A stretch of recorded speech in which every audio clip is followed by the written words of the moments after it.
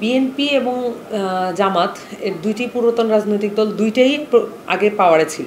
বাংলাদেশের মানুষ কিন্তু এই দুইটার পার্টি শাসনামল দেখেছে। কি অস্থিরতার মধ্যে, কি পরিমাণ আইন শৃঙ্খলার অবনতির মধ্যে, কি ধরনের রাজনৈতিক সহিংসতার মধ্যে দিয়ে সেই দিনগুলো পার করতে হয়েছে, সেই ইতিহাস কারো অজানা না। বিএনপি জামাতের এখন যদি কোনো রিফর্ম হতো, রাজনৈতিক দল হিসেবে তাদের কোনো রিফর্ম আমরা দেখতাম, তাহলে হয়তো ভাবা যেত। কিন্তু পুরাতন রাজনৈতিক ধারায় দালালি এবং চাঁদাবাজি, দুর্নীতি এবং দখলদারিত্বের যে ব্যবস্থা আছে, এই ব্যবস্থার পুনর্মূল্যায়ন তারা করেননি। আপনারা এটাও দেখেছেন, বিএনপি কখনোই এককভাবে সরকারে যেতে পারেনি, তাদের সবসময় জোট গঠন করতে হয়েছে। এটা তাদেরকে তাদের রাজনৈতিক সক্ষমতার একটা বহিঃপ্রকাশ বলে আমি মনে করি।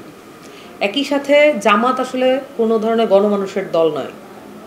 তার গণমানুষের মধ্যে তার যে অ্যাকসেপ্টেন্স, সেটা যথেষ্টই প্রশ্নবিদ্ধ।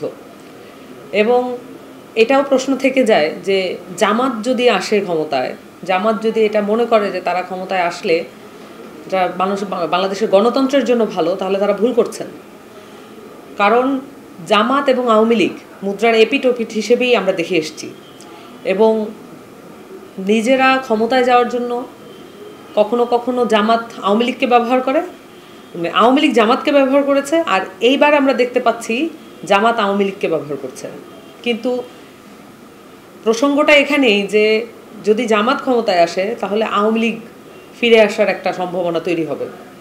এবং বাংলাদেশের এবং বাইরের অনেক শক্তি এটা দেখানোর চেষ্টা করবে যে বাংলাদেশ ইসলামিস্টের হাতে চলে যাচ্ছে। এভাবে করে আওয়ামী লীগ তার প্রাসঙ্গিকতা তৈরি করবে। এবং আওয়ামী লীগ পক্ষের অনেক সিভিল সোসাইটিকে আপনারা দেখবেন এই বিষয়ে অনেক সোচ্চার যে আওয়ামী লীগের পক্ষের ভোট কোথায় যাবে।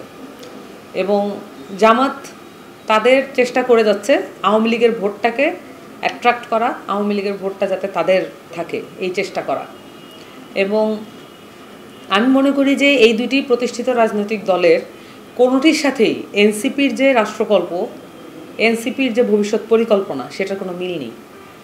এ কারণে এনসিপি এই পুরাতন রাজনৈতিক যে ব্যবস্থা, সেটার সাথে কোনোভাবে কমপ্লাই করতে বাধ্য নয়। আমরা নিজেদের জোট গঠনের জন্য চেষ্টা করব, অথবা আমরা নিজেদের সক্ষমতা এই নির্বাচনেই আমরা পরখ করে দেখতে চাই।